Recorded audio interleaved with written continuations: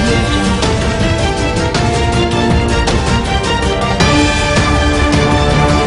ग्रामीण पत्रकार एसोसिएशन द्वारा महामहिम राज्यपाल को भेजे गए ज्ञापन में बलिया में अमर उजाला व सहारा हिंदी दैनिक के पत्रकार अजीत ओझा, दिग्विजय सिंह व मनोज गुप्ता की प्रश्न पत्र लीक प्रकरण के उजागर करने के मामले में शीघ्र ही रिहाई की मांग की और साथ ही बलिया डीएम की भूमिका की उच्च स्तरीय जांच करवाने तथा जांच होने तक उनके निलंबन की मांग को जोरदार तरीके से उठाया। साथ ही ग्रामीण पत्रकार एसोसिएशन ने अपने ज्ञापन में जिला स्तर पर गठित पत्रकार स्थायी समिति की बैठकें शासनादेश के अनुरूप नियमित कराने और चिल्काना से दैनिक शहर टाइम्स के पत्रकार सुधीर सैनी की हत्या पर उनके परिजनों को 1 करोड़ की सहायता राशि की भी मांग की।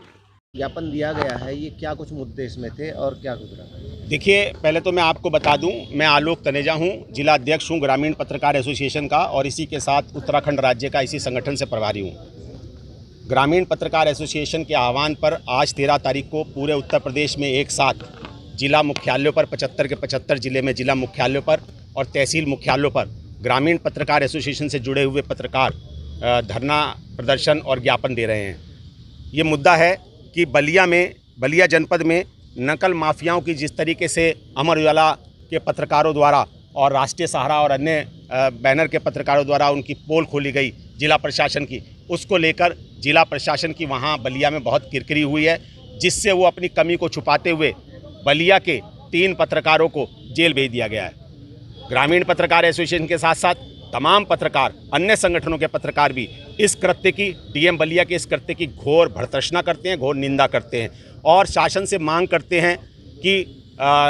इसकी न्यायिक जांच हो। डीएम के जो एक्ट है उसकी न्यायिक जांच हो और न्यायिक जांच कराने के बाद ये सब चीज़ें जो जिस मांगों को हम उठा रहे हैं, इन चीज़ों की अगर पुष्टि होती है तो जिलाधिकारी बलिया की सत्यनिष्ठा पर प्रश्न चिन्ह लगाते उनके खिलाफ कार्रवाई हो और तत्काल बलिया के पत्रकार जो गिरफ्तार किए गए हैं उनकी बहाली हो। इस आशय का ज्ञापन हमारे द्वारा